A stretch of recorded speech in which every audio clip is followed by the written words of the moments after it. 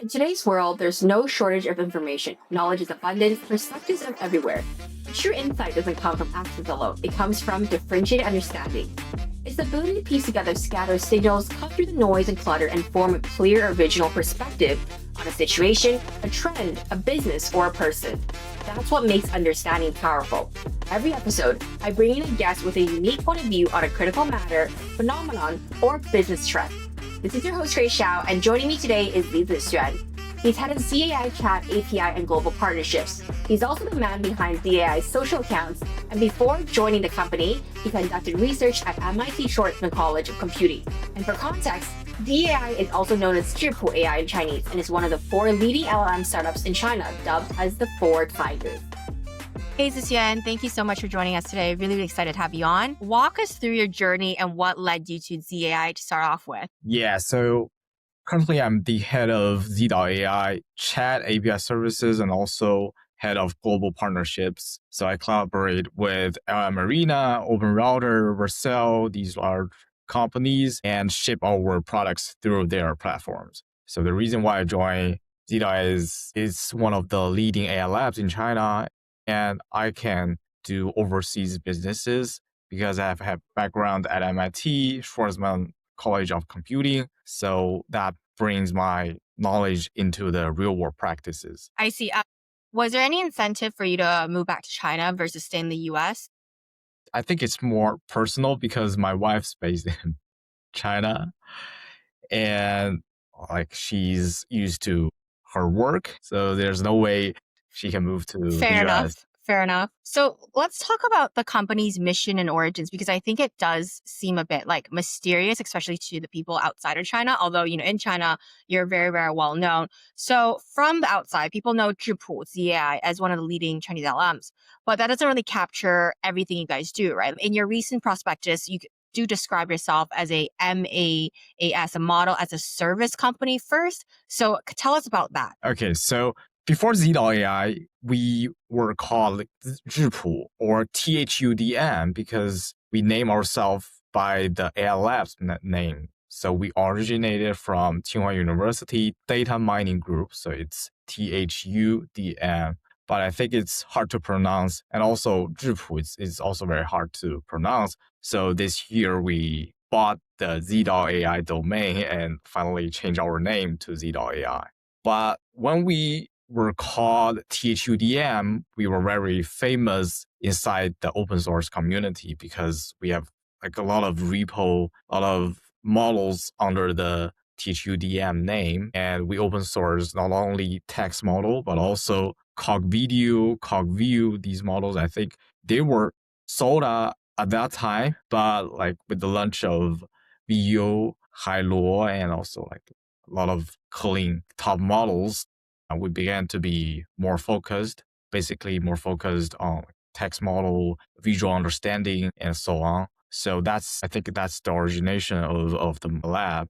But as you said, there's a terminology called model as a service. So from our side, when we compete with large companies like Alibaba and ByteDance, we need to be more focused. So they have their inference level, have their cloud services, but we don't. So we try to let the model itself provide the service, like the API or some other technologies like visual understanding.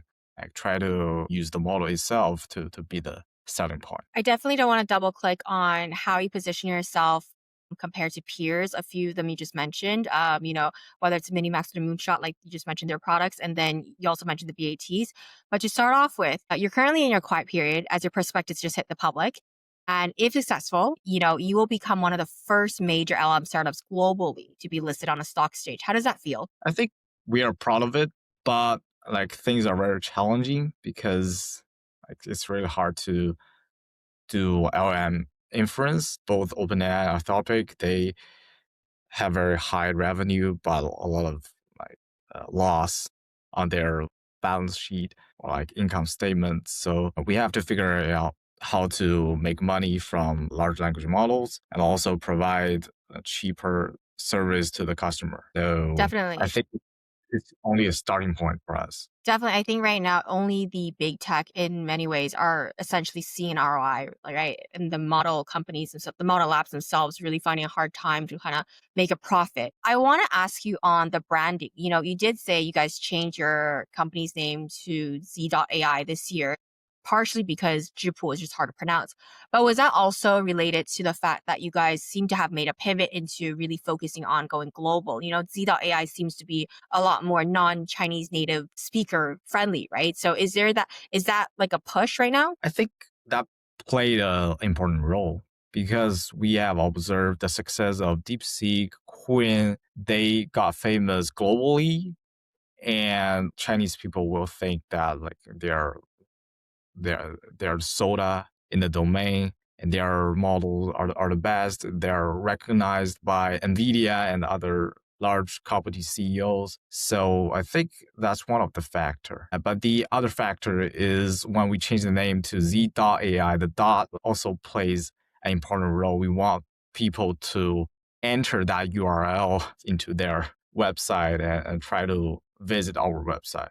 Yeah, so two factors. And tell me about your origin story, actually. You mentioned earlier you started off from the Tsinghua data mining group. For maybe provide some context to people outside of China, what does Tsinghua kind of represent? I mean, it's an institution, it's a university, but why are so many of these LLM companies or even deep tech companies coming out of Tsinghua right now? I think it's kind of combination of Stanford and MIT. So talents are everywhere, and a lot of funding from internally and also externally, and also like people are chasing the highest IQ there. So it will be very natural to pursue AI in Tsinghua University. So I have a question on that because a lot of the tech companies, even the previous generation from the internet companies that came out of Tsinghua, had some kind of connection with the Beijing city. And my understanding is Chupu's original business model was also very focused on the SOE, on the local government work,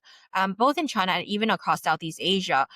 Before the more recent pivot leaning into tools and APIs, what were the reasons for the pivot on the heavy AI infrastructure kind of focus and SOE projects to a much more product-led tool and API strategy? I think it depends on the capabilities of the model because nowadays the model can perform agentic task. This tool use coding to perform tasks. But before that, we can only do customer service, data processing. These dirty work, I think it's better for SOEs or other scenarios.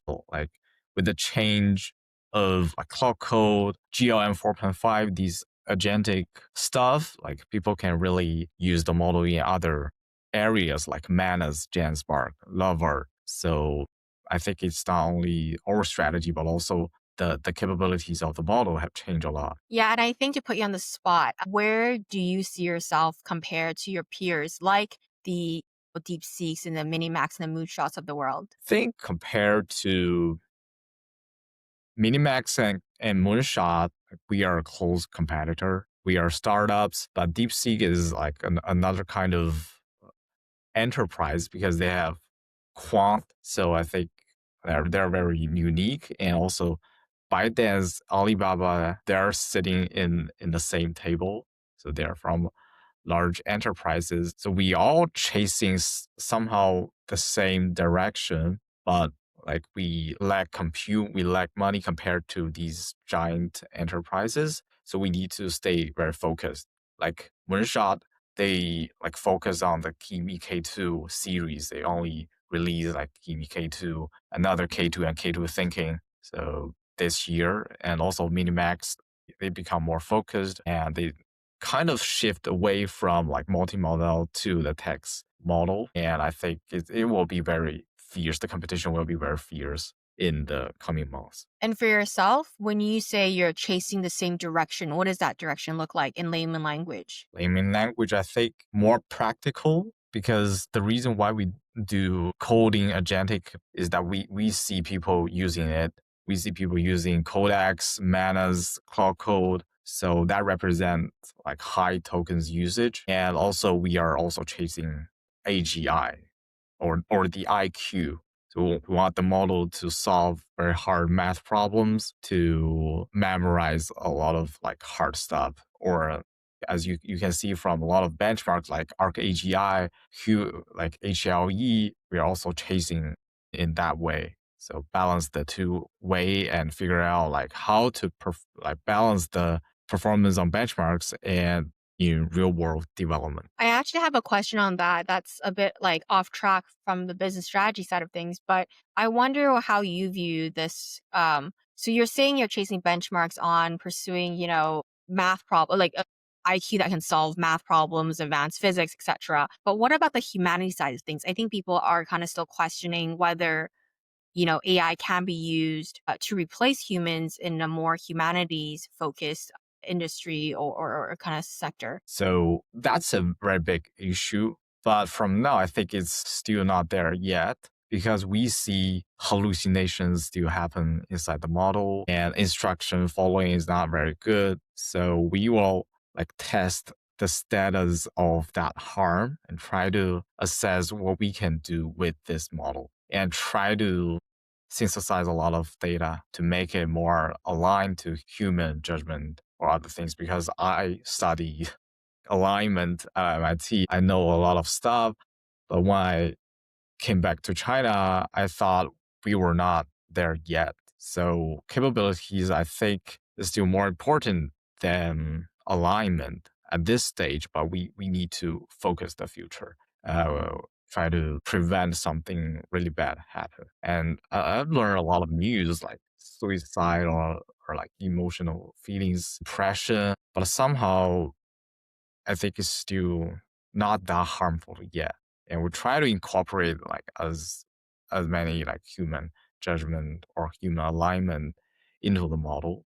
But also, as I said, it's kind of a balance between different aspects. Yeah, it's always a balance between setting up the guardrails and actually still allowing the technology and the innovation to continue, right? I want to kind of reshift the focus back on business model pricing deployment. So, reading the prospectus, what stood out to me was how much support. You both support the 本地化部署, the on-prem and 云端部署.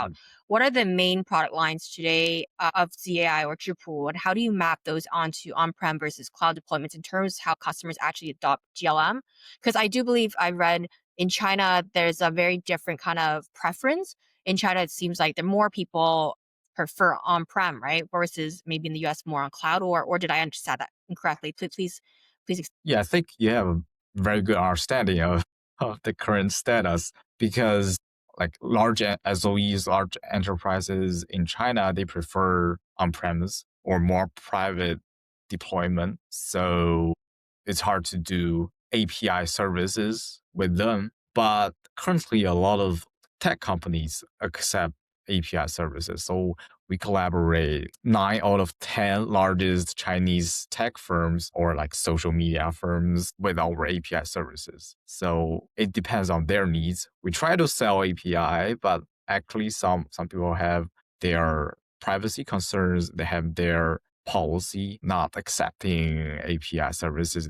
They don't want any data go away from their server. So basically, it depends on the user's needs. This is actually kind of a reflection of what happened during the SaaS era too, right? Like it's like Chinese SOEs and big companies just really rather build their own app and maybe not even be as good, but they just don't want to actually give their data out to anyone and have that potential security risk, right? Yes, Yeah. So do you think that will change in terms of like company culture as we see, AI continue to develop, or do you think that will continue to be the trend in China? That would be the differentiating point between the Chinese market and maybe the Western markets. continue to be the trend.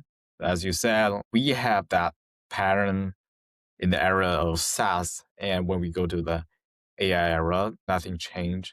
But somehow we can figure out a way to balance because there's like more private host on cloud service, and we're trying to store like users' data in more secure way. So like zero data retention policy. So that will mitigate the risks and the issue and try to let them feel more comfortable with it. I see. A lot of Western development tool companies now go pure usage based, but like you guys also have a GLM coding plan, right? Which is like basically for developers with very low entry points. Why did you choose a subscription approach versus, maybe going on other pricing models? I guess this part, I just want to understand how you guys are making money right now, especially as you just like have your prospectus go public. Yes, I think we are the company that invented this coding plan business model because we found out that API users are not sticky. Like one day they use cloud, they can shift to Gemini or they can shift to GPT another day. Like it's the same with Chinese model. So we remember that like one why we pay for subscriptions, Spotify or YouTube service. Maybe we just listen one song during the whole month, but we didn't regret it, right? So we don't want our users to pay by tokens. We want them to pay by value or by like the product itself. So if they just use like once or twice within the month, I think it's totally fine. If they want to subscribe the other month, we'll try to like provide better service. We have GLM 4.5, GLM 4.6, GLM 5.7, try to ship better models. But if they like decided to quit, I think it's still good for us because they pay for 1 month, not just several tokens. So the users may be very sticky here, and we have our branding, like right, not only the model, not only GLM, but also the subscription GLM coding plan. So when we But if use they were used a lot, would it be loss making for you guys then? I think it's still an issue for Cloud Code and also Codex. They have to balance the rate limit and also the service level. So for us, we are very generous, but we're trying to operate globally because that will make our traffic more stable and not like receiving very high demand at that time and like no demand during the night time. I see. So I know that you've been quite active in a lot of podcasts recently. You were on China Talk, you were on Steve Sue's. And one of the lines you said, I think it was on China Talk, you said, if Anthropic charges $200, we charge 200 yuan. I thought it was quite funny.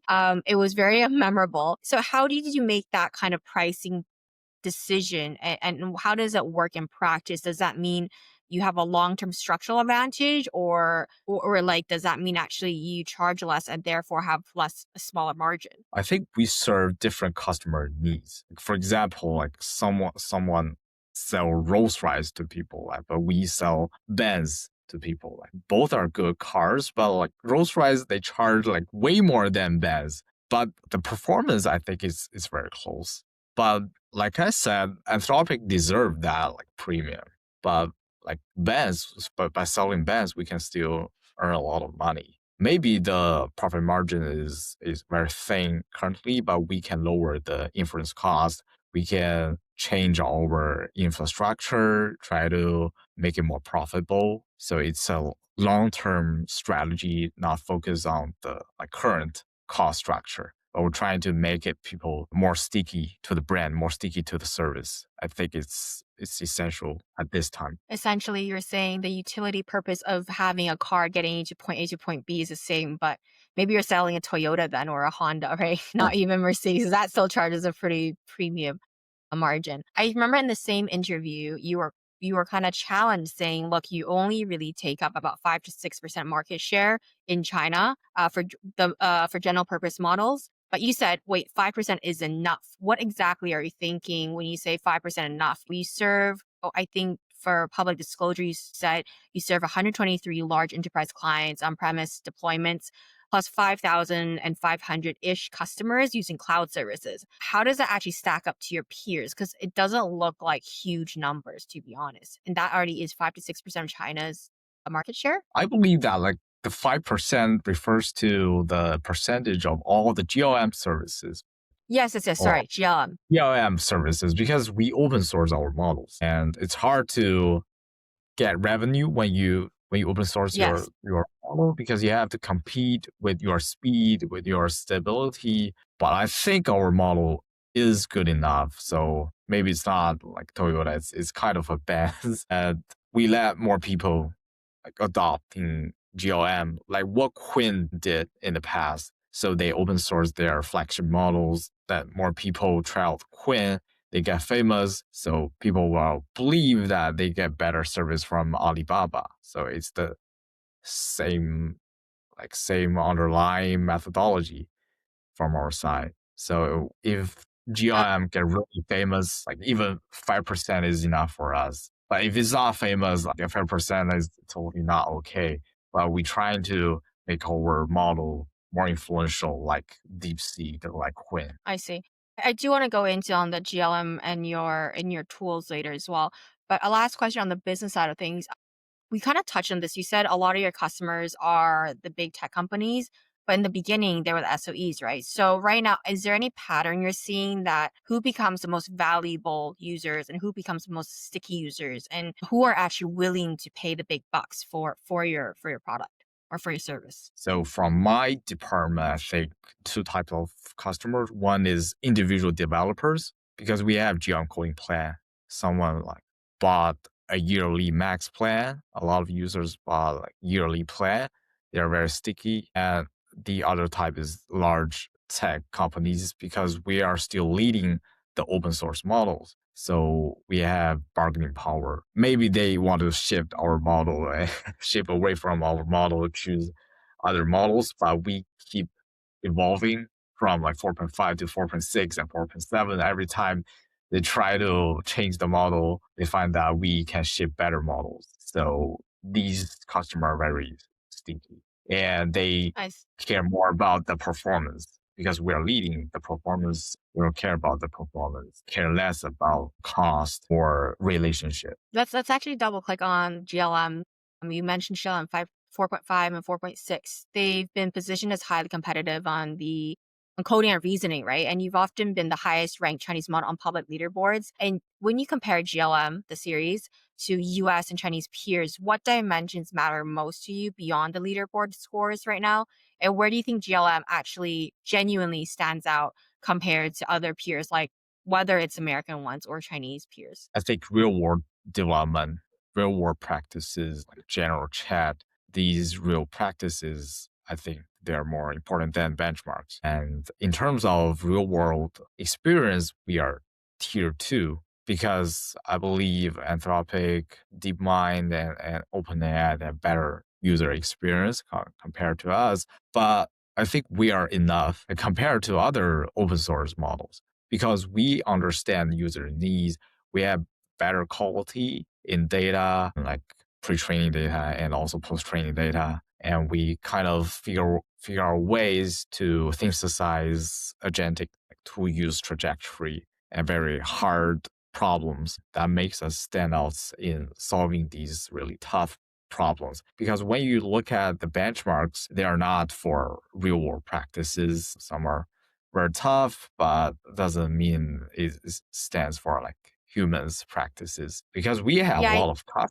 Yeah, so I'm gonna and challenge you on that actually. But what about the Alibabas of the world? Because when I speak to Alibaba or Tencent, they also say their biggest differentiating point is real use case data. And frankly, they have all the existing touch points with their users, right? Whether it's getting data through helping with businesses, enabling businesses, or it's consumer use, they probably have the best data, right? So how do you compete with that? I think that's their advantage in 2024, but not 2025, because in 2025, most of the data, high quality data, we have never met in real world use cases. Like Manus, when you want to create a slice, you first do search and then comes back and do another round of thinking and then choose a like design tool or something like that.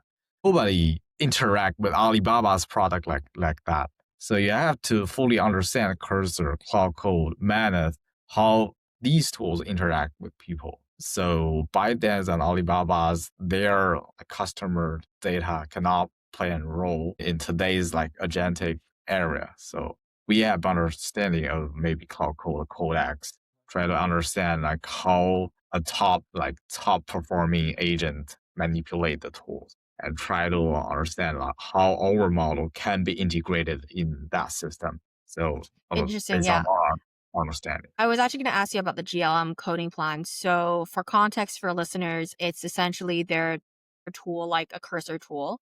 So, how does the GLM coding plan actually compare with Cursor or Alibaba's Coder, as you mentioned, or Claude in terms of coding experience? For a developer who already knows about these tools, how would you explain the distinction? Or is it actually, can be frank, is it like a pricing advantage here? Okay, so I want to compare Cursor with GLM Coding Plan, not the model. So Yeah, within yeah.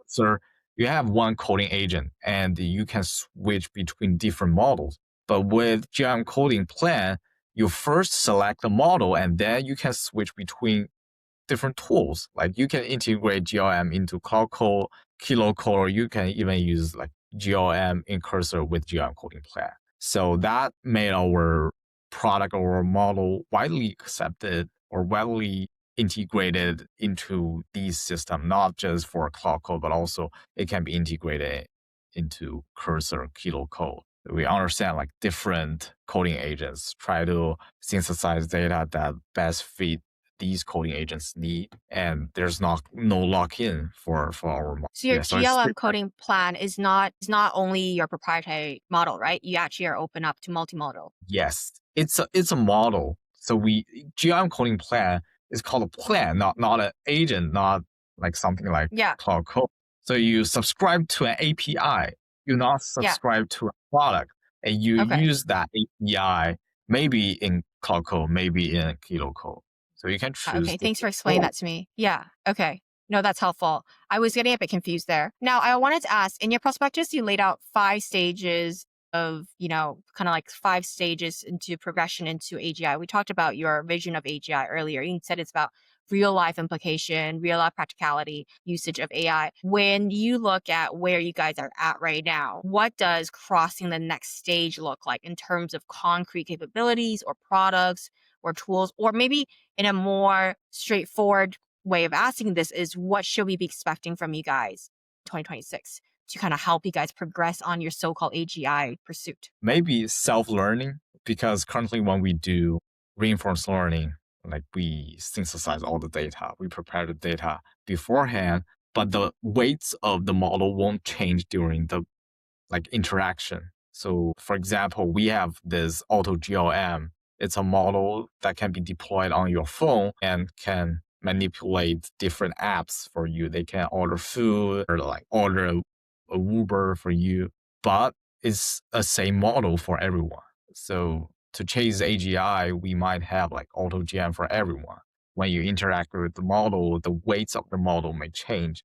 Currently, they have a memory engineering package that use like I think more engineering on the engineering side handle this memory stuff. But for AGI, it needs to be very personalized. So every model needs to be personalized. The model learns from the environment, from the interaction. So we also call it on policy reinforcement learning. I see. Let's take a step back and look at China's overall LM landscape competition, right? You kind of alluded to this earlier that, you guys are in the same pool as the Minimax and Moonshots of the world. Then there's a big tech like the Alibaba, ByteDance, Baidu, Tencent, even if you want to group together Xiaomi, whoever these days, right? There's so many, so everyone's producing their own LLMs. Now, from inside the ecosystem, what do you see as a structural difference between the independent labs versus the big tech platforms that operate in terms of the commercialization of their models, as well as maybe their incentives and objectives in the the coming? Strategy and objective. Because we lack resources, we need to be very focused. And when we are very focused, we need to move very fast. So for talents, we like our team is very small. So I led a It's not team that like small, couple hundred, yeah, right? You guys have like 800 people now, but for like every team, like there are just a bunch of people right? because we have sales team, we have like product solution, but for like product team, product solution, or like training team, sometimes you need to be very lean. You don't have to hire a lot of people, but they chase different directions. Sometimes you have to hire people that can do dirty work. Hmm. Maybe like person's enough to do all the training on this side. And you have a bunch of people preparing data, or they understand the customer needs for you. Like I said, you have to understand the cloud code, have to understand these coding agents. So there will be people like studying all the products, like look inside these products to see why they are performing so well. But for large enterprises, they can hire a lot of researchers. They have enough resources to do a lot of experiments, have compute, so they worry less. Maybe they can find some like scientific breakthrough like from those experiments. But in terms of model performance, I think our competitive advantage is we are closer to users, customers, because we move faster together with our users. So that's how you position the startups versus incumbents. But what about just within the startups yourselves? How do you differentiate yourselves between one another? I think compared to like Moonshot, because we both originated from Tsinghua University, we know each other pretty well. I think we are more down to the earth. So we are the one that care more about real world usage or practices, while Moonshot Moonshots kind of they have this AGI plan that chasing the moon, right? Or landing the moon. And they have more imagination, I think, on the surface. Because we're also chasing AGI, but when we train the model, we care more about the real world practices and usage. So you're taking a more pragmatic approach, and they're definitely, I think they're a very eccentric bunch, right? Even the name, how it came about, was quite interesting. So, do you think eventually in the Chinese LLM space, it's going to be a winner takes most? Maybe not even take us all, but maybe winner takes most, or is it going to be able to support multiple strong players? Because there's been rumors about consolidation for a while. There are quite a few players for how big the market is, and like you said, it's extremely capital intensive. Not everyone going to have this much money to kind of keep burning through it. Where do you kind of see that in terms of the direction of the fragmented like landscape right now? I think the market is enough to include 5 to 10 players. I think it's enough. And like I said, the large enterprises only accept on-premise deployment, so there's no way a winner can take off because there are Mm, thousands of large enterprises. You don't have team to deploy models for every single enterprise. But hmm in terms of applications, maybe Doubao will take off, or like will take more than Like half consumer of, end. yeah, consumer and also for maybe for video generation there will be a winner. But I think the market is still very large to have all these players, and they will compete for a long time. I can guarantee that they will compete for a long time. What do you think of the Doubao phone situation? This is completely random. This is not relevant to our LLM conversation, but I'm quite curious to hear your thoughts on it because I think it's making a lot of noise outside of China. People are quite curious to see where that will lead to. So we are the first company to launch this phone use agent. But I think the issue is bargaining power.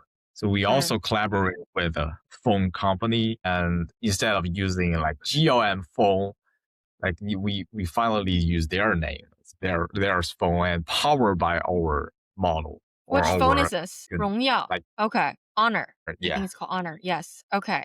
Interesting. You know what? I really haven't heard about it, but I should look into it.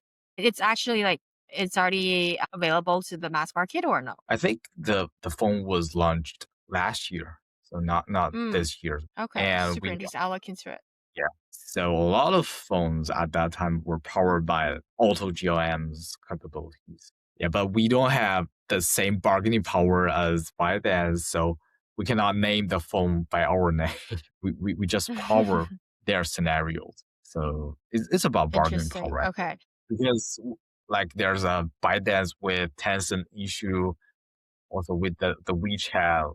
It really depends on like how you split the revenue, the value, how you make sure that you won't influence other people's business. So Yeah. finally, you have alliance that maybe this app will try to like collaborate with you. That app reject your endpoint. Yeah. It's For context for you listeners, WeChat rejected Doubao phones, like direct access, and there was like a huge like headline war on this like 2 weeks ago.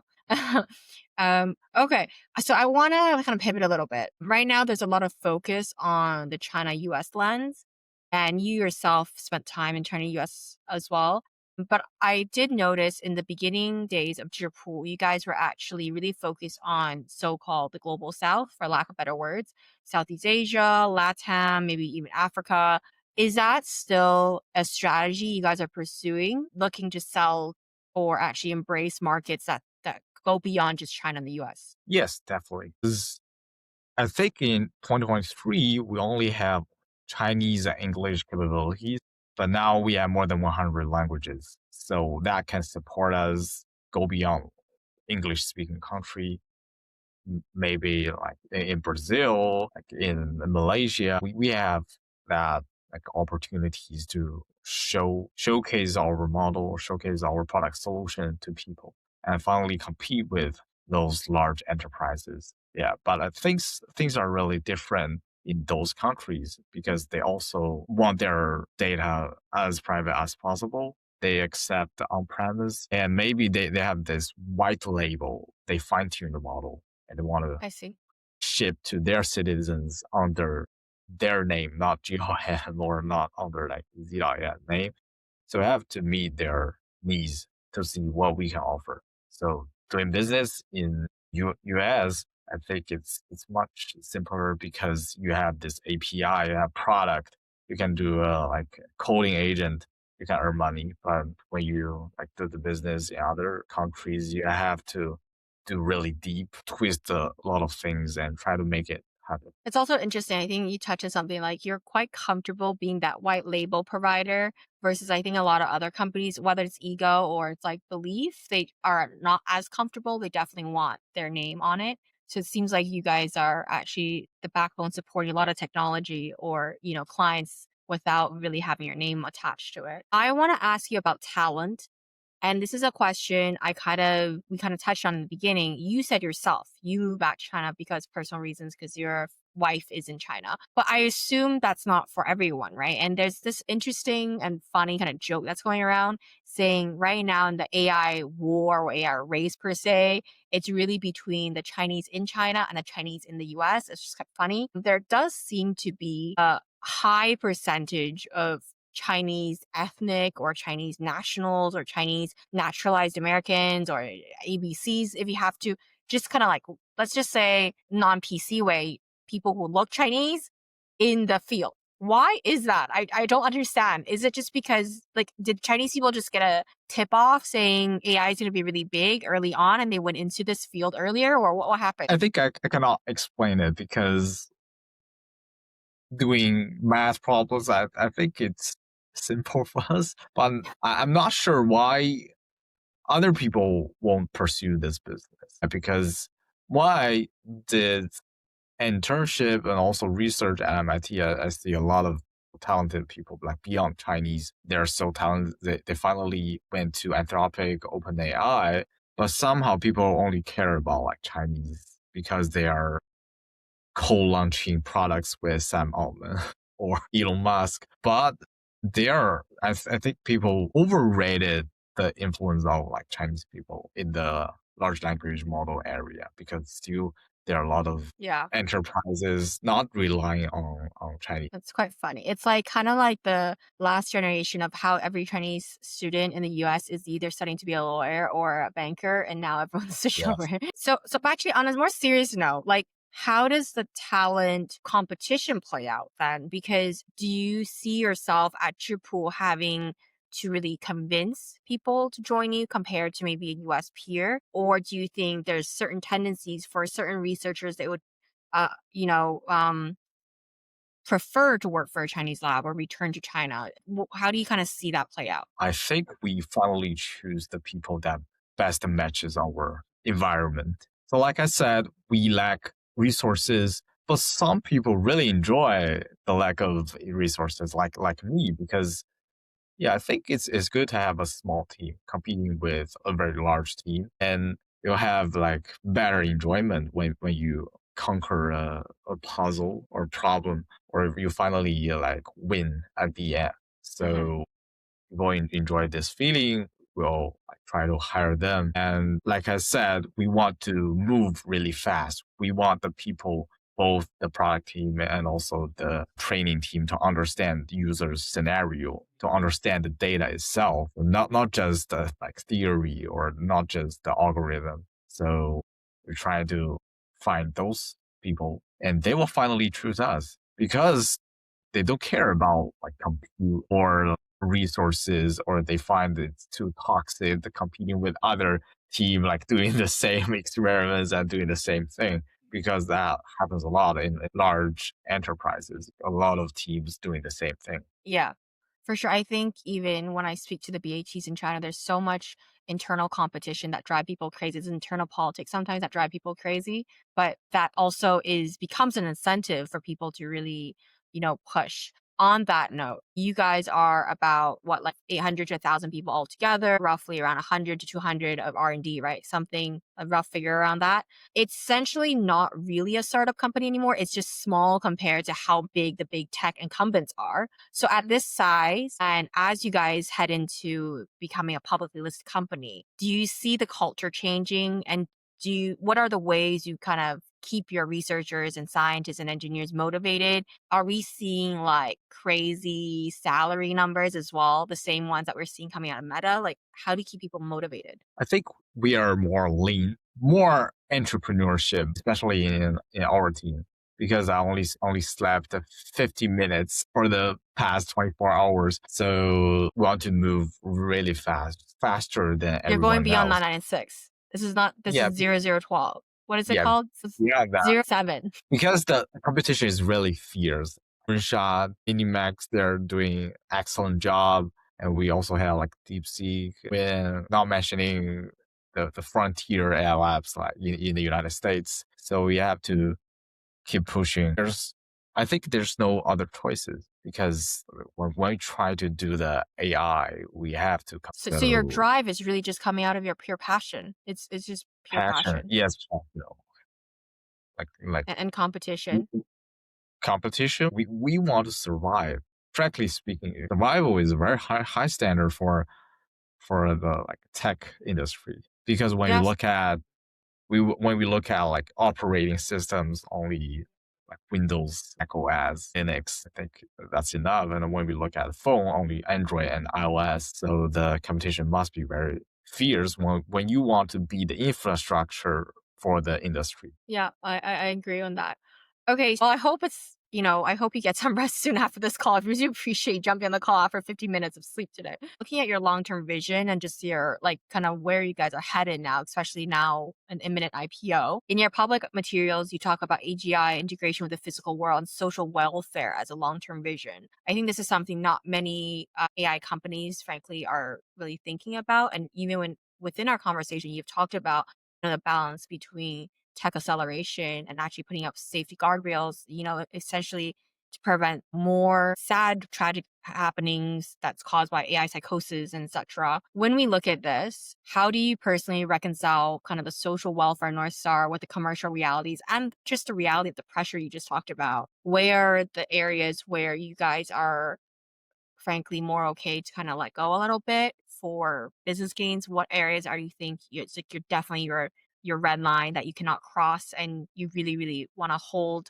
people accountable and ensure there's no, like we just talked about, AI caused tragedy? Yeah, I want to answer this by giving an example, because we have this GM coding plan. It's very cheap, $3 a month. A lot of people in India, Indonesia, or even in the United States, they use GM coding plan to their side projects or even their startup. So I just talked to people today. He's doing a startup that uses GM coding plan to write a program that can collect recyclable like bottles. They scan the bottle and recognize it, like try to differentiate the trash like from recyclable products and make it like a real business. So we truly use AI to empower these businesses, and you can see that a lot of like social welfare behind this. We just use the coding, but like you can use coding to do a lot of stuff. So we provide the service, but we let people to decide whether they try to contribute more or like only care for them. So I think it's a starting point for us. And Hmm. with uh, more powerful products, maybe in next year, we can empower like larger scenario. Maybe we can And in terms empower of, robots. I do want to ask, in terms of this topic, like I think in the US there's a very dominant voice and discussion about the potential risk of AI or the negative impact they might have on society. Very AI Proem and different understanding, frankly, very much focuses on the business and strategy of technology. So a lot of my guests and I myself, we focus on the capital deployment, the feasible business model. But I do want to ask, like you're plugged in, you are in China in the LLM space, in the AI space. Is there a discussion about AI safety, or are people really just quite focused on acceleration and pragmatic deployment and diffusion? I think compared to the United States, not that much. It's more pragmatic, but that's on people's mind because air safety is still an issue for us. But we can see the ceiling, the threshold of all the current capabilities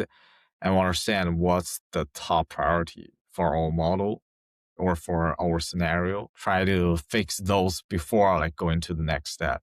But we will always like keep the security safety issue in our head. When that day finally comes, we can be fully prepared. I see. It's more Yeah, like I'm taking a engaged. mindful approach. Yeah, I'm engaged in a lot of this conversations in the US, and Yeah, also am part of Concordia AI. It's an organization focused in like AI safety. in I'm part Beijing, of it yes. in Beijing. But when I left that company, I seldom heard anyone talking about this. But that's not because like people don't care. It's about like we can train a model with better capabilities and also a safer system. So there's no trade-off like at the current stage I see. because we don't have to like balance the performance with the safety concerns. We can improve them at the same time. I want to end on two quick questions. One is, usually people ask, where do you see yourself in the next 5 years, right? But I think for AI, you can't really ask that right now. No one will know what 5 years look like. But for our listeners, where do you think China's AI space will look like in, let's say, 6 to 12 months? Where do you think the focus will be or potential breakthrough? Potential breakthrough may be integration with physical world. And when we see like a lot of like robotics company and we see a lot of like smart classes and people are like shifting focus from AI companies to these, we call it like broader intelligence company. So that might be a shift. And also DeepMind, I think they're doing the same path. So when you look at Gemini, it's not just a large language model, but also it can perform like world knowledge or it can really integrate with the real world use cases. So when we look at the Gemini 3 Pro use cases, like someone is controlling the camera or trying to integrate with the computer. So a lot of things we can do with large language models. Okay, I think the last question I have for you is a question I ask every single guest, which is what is one differentiated view you have, a non-consensus view? It could be about anything, about industry, about how you see the world. I think for me, just share my thought. So you should enjoy lacking resources, lacking people, lacking everything. In AI world, that push you like to the boundary. That pushes DeepSeek to change their architecture to really do something innovative. For me, like I don't train model, but I build products and do marketing. I have this GLM coding plan thought. And that's because we don't have very loyal customers. When they use API, they try to shift from GLM to someone else and then come back one day. So I noticed these difficulties. That's what we aim for, to trying to solve these really tough difficulties. Yeah, I And I think it's your enjoy point. it. Like when you lack the resources, you actually also means you have the agility and the flexibility to change things. because there's no bureaucracies, there's no chain of command, and it's much faster. Yes, I appreciate that in itself too. And I was talking to a friend about that recently as well. As since I left big tech, I left traditional media to do this myself. You actually have so much more flexibility, and sometimes you're upset that you don't have the access or the resources you used to have, but it does help you build faster and connect with your community faster. But thank you so much anyway, Zixuan. I really, really appreciate your time. Please get some sleep after this. Thank you too. Yeah, I truly agree that like you have your competitive advantage because those large media companies, their journalists won't reach out to me. So it's my honor being here, but also a good opportunity for you to understand the and Chinese market. Yeah, for sure. And I really appreciate you giving me your insights, your time. And for all the other Chinese AI labs out there, if you're listening to this, please reach out. I would love to have a conversation. Thanks again. Yeah, thanks. If you enjoyed this conversation and found it insightful, please follow and subscribe to Differentiate Understanding on Spotify, YouTube, or wherever you get your podcasts. I'm Grace Xiao, and I'd be so grateful if you shared an episode with a friend. Thanks so much for listening. See you next time.